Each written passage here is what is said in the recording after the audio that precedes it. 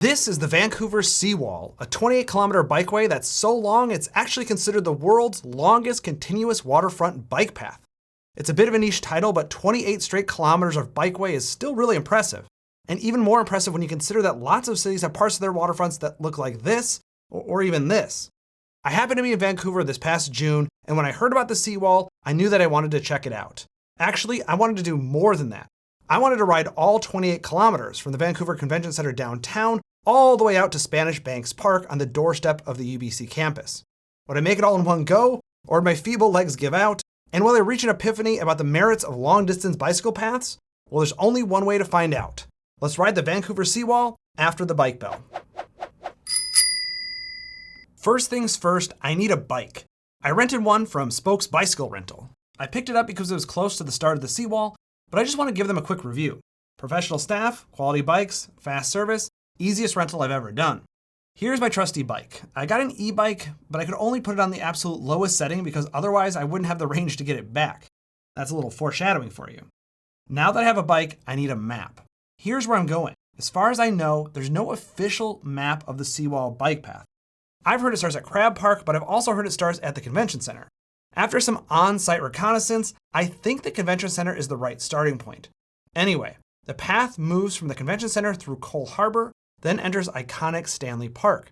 It's larger than New York City's Central Park and feels wilder. It's like a little slice of West Coast nature in the city. After the seawall wraps around Stanley Park, it continues through the West End, then into the Falls Creek area. After pulling that loop, it heads through the Kitsilano neighborhood before getting into Spanish Banks Park, way over near the University of British Columbia. Okay, I have my bike, I got my route, so let's throw it back to past me to get this trip started.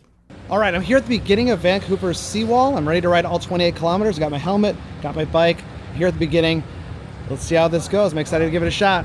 The path starts out feeling very urban, with storefronts opening out onto the waterfront and the path itself. On the water side, I was shocked by how many seaplanes took off and landed right near Cole Harbor. It felt like its own little airport on the water. As I was cycling, I started thinking about the journey.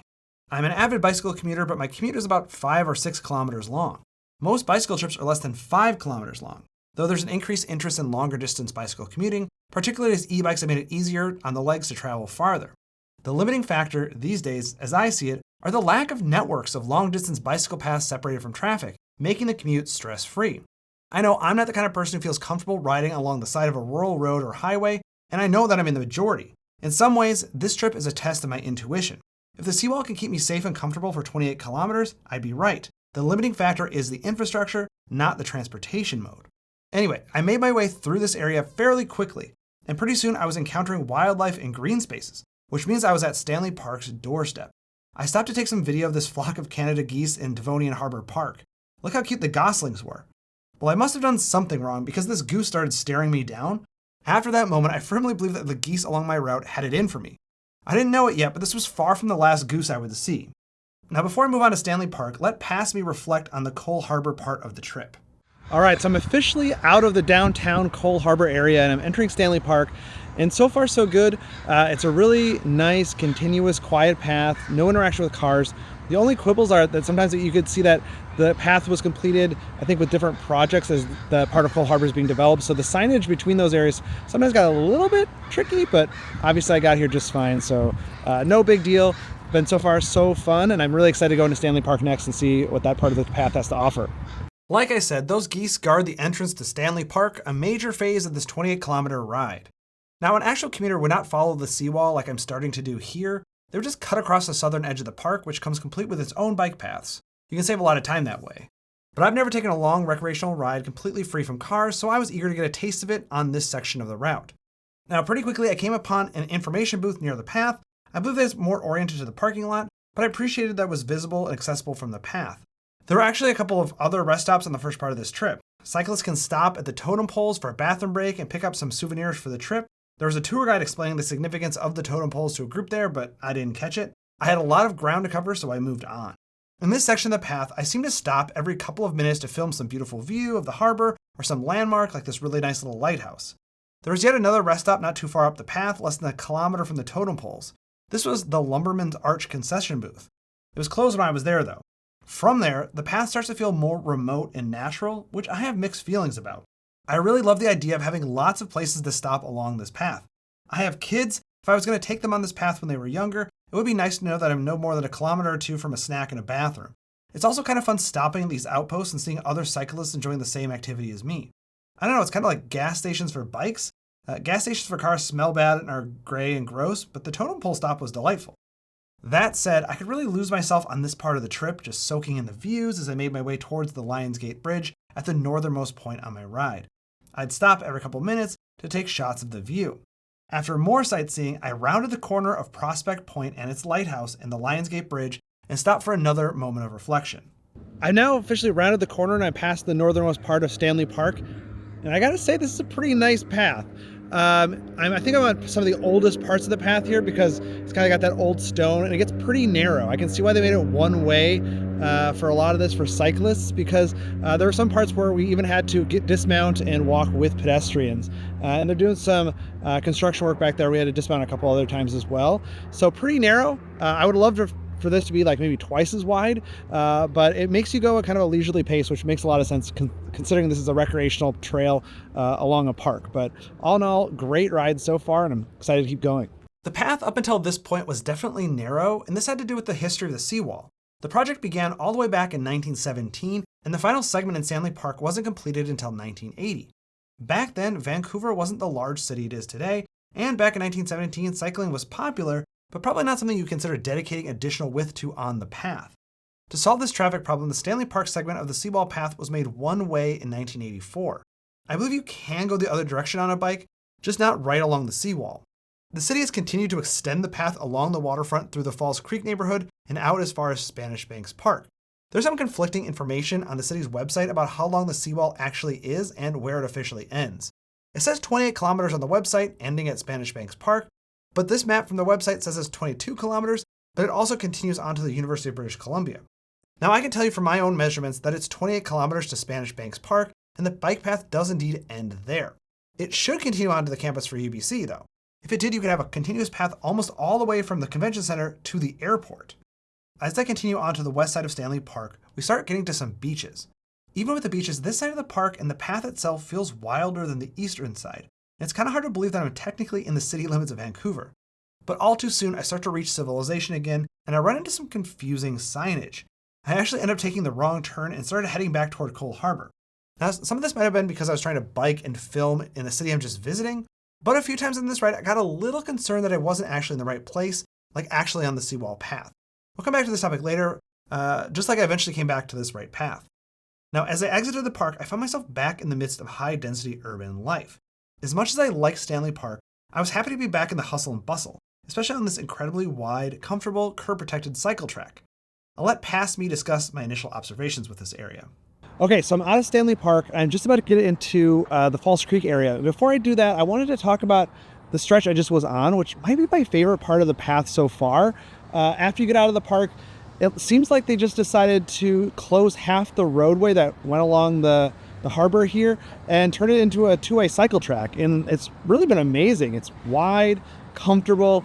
Again, probably my favorite part. The only downside is that it seems like they did that in part to give more space to pedestrians down right up against the water. So right here, you're not like right shoulder to shoulder with the waterfront, but you're up on the street level a little bit. So it's a little bit of a downside, but all in all, it's a really comfortable ride.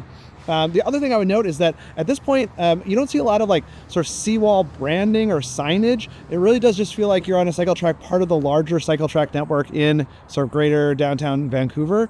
So just interesting observation there, but I'm excited to get into the Falls Creek area. It's really cool and beautiful. So let's do that next. Falls Creek is a fascinating neighborhood.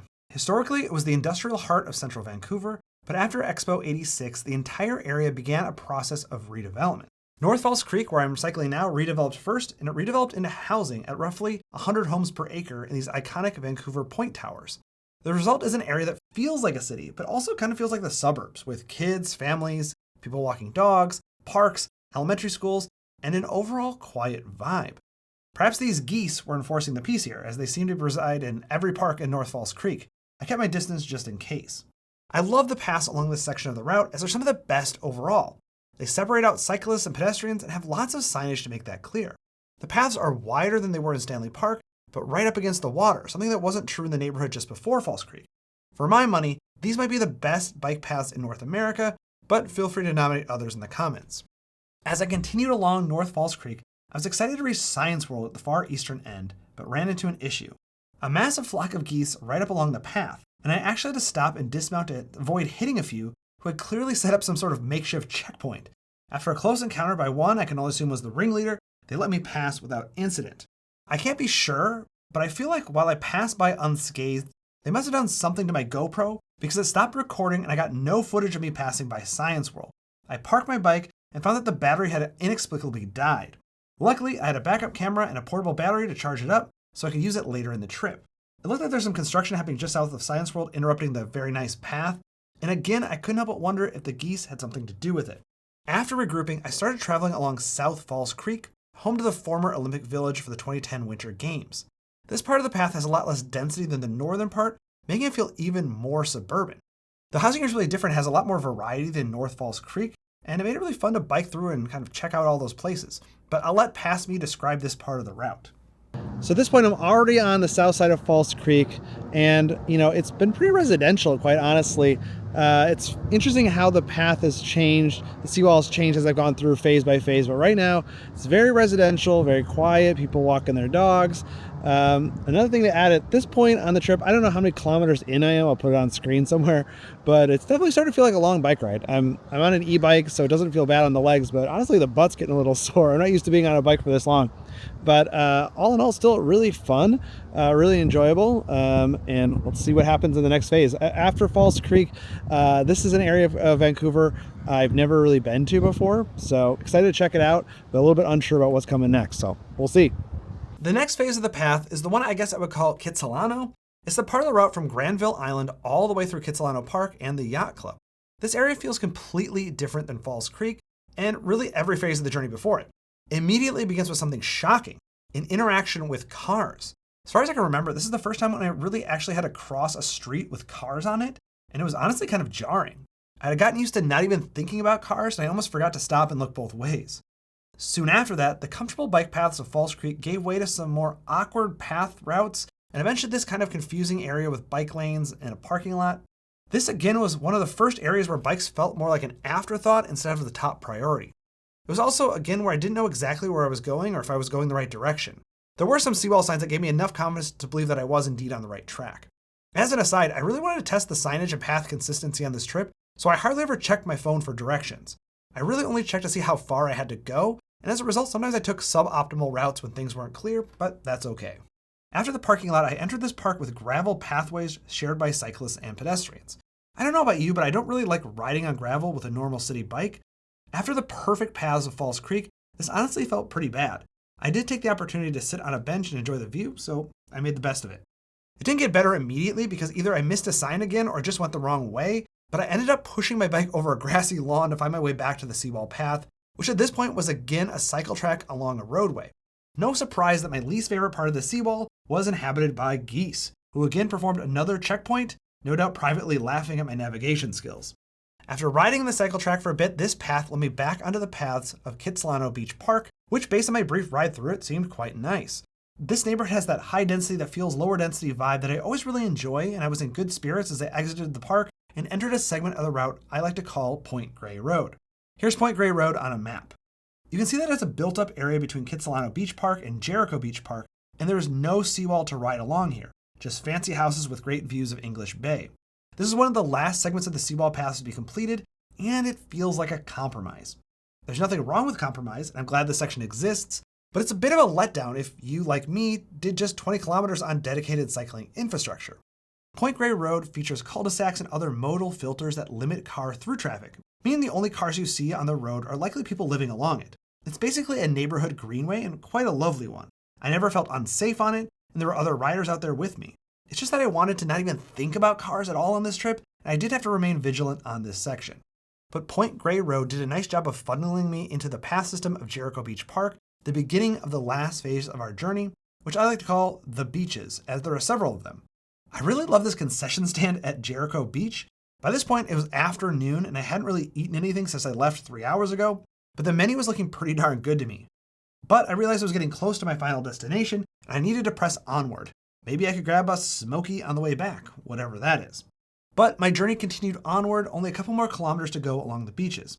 At this point, I'm back on the gravel from Kitsilano, which again, I don't love. But here it sort of underscores how far out we're getting from the city center. There isn't really any dense housing anymore, and it feels really and truly suburban out here. The only indication that we're really on the seawall path is the occasional bike share docks, which almost seem out of place this far out here. One thing I began to notice was the lack of geese. I couldn't understand why they wouldn't be on the lawn or beaches as I cycled toward my destination. But then I saw that I had gone so far that I had traveled into a new habitat for a new apex predator, the bunny rabbit. They were everywhere in the grass there and even a sign not to feed them. Apparently they were so tough they kept the geese at bay. And after the geese, I knew that it was best to keep my distance and did so. Finally, I made it to Spanish Banks Park, where the city's website says is the official end of the seawall. If I was checking my phone more, I would have realized that this park was quite long. I didn't though, and I kept looking for the end of the path, worried that somehow I'd missed it and I was now on a different path or something. But nope, eventually I did reach the end. There's no fanfare here, just a gate and then a diversion into a beach with off-leash dogs. Now let's let past me share my thoughts on the 28-kilometer journey. Okay, I think I made it to the end. Really, you can't go any farther. There's a little path behind me, but it's not really for bikes. At this point, though, I'm so close to UBC, I can't imagine the city would want to stop here. I would assume that there's probably some sort of future plan to connect it all the way along the waterfront here. But yeah, that felt like 28 kilometers. I don't know if it was exactly, but it was a really fun ride. I can't believe that I started in the heart of downtown Vancouver, and now I'm like 4 beaches away from False Creek at this point.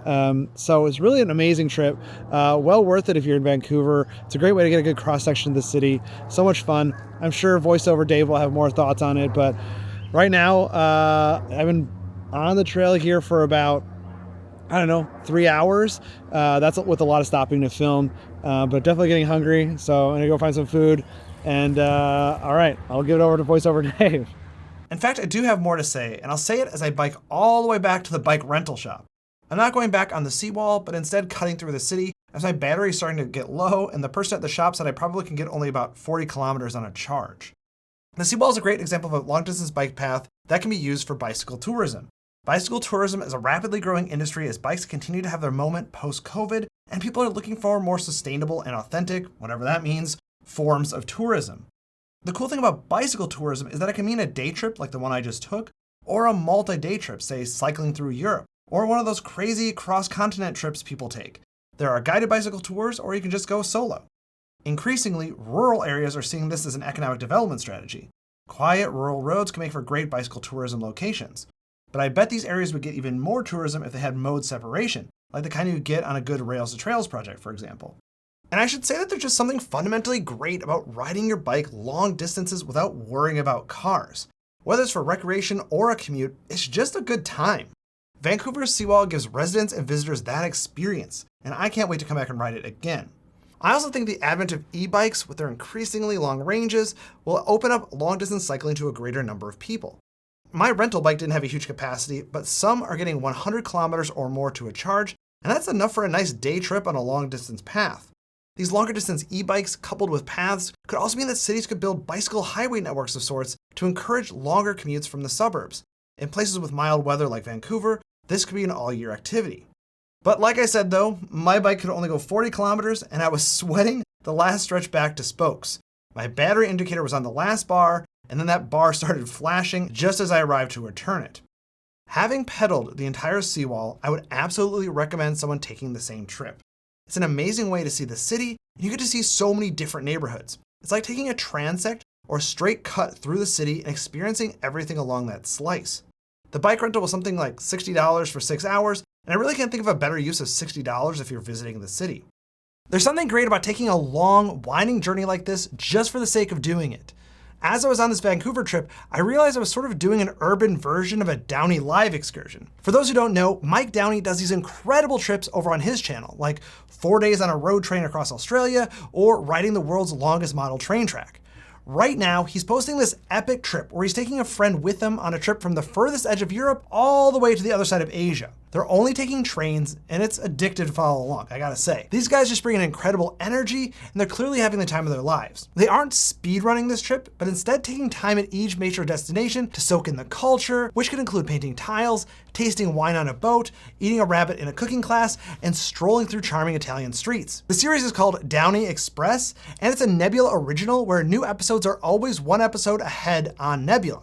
I highly recommend you check it out, and I highly recommend you check it out on Nebula to see their latest adventures as soon as the new episode drops. That's one of my favorite things about Nebula. You get early access to all kinds of great content.